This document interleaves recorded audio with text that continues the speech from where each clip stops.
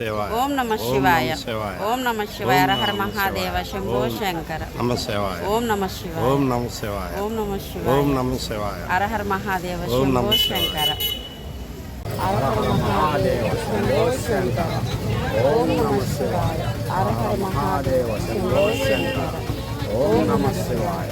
హర హర మహాదేవ శంభో శంకర. అందరికీ నమస్తే అండి. నేను ఒక గంట సేపు భిక్షాటన చేశాను. అంటే ఒక గంట సేపు అనుకుని కూర్చున్నాను.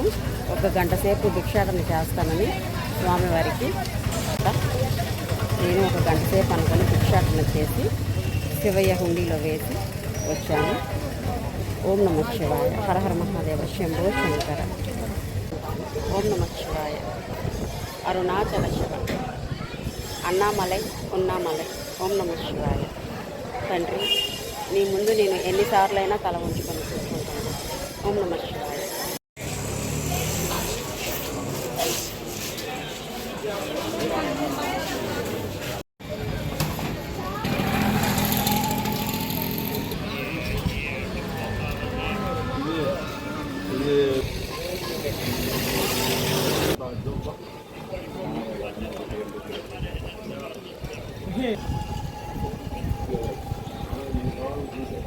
దేనికి ఇది ఎక్కువ దేని కొడతారు? దేనికి? గణేష్. ఆహా, వినాయకుడు బొమ్మ చేయటానికా? ఆ చెక్క ఏంటిది? జిల్లేడు చెక్క. చేసి ఇక్కడే అమ్ముతారా? చేసి ఇక్కడే అమ్ముతారా?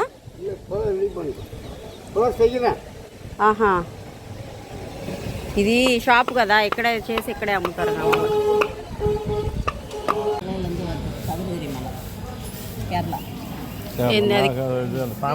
ఇదా కేరళ సాంబ్రాణి?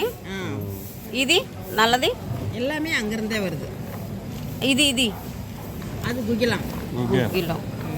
ఇది அது வந்து ரோஸ் நோன்னுவாங்க, மரத்துல வருது. ஒரிஜினல் எல்லாமே அப்படியே அந்த பால் உருவம். ఓకే, ఇవన్నీ కలిపి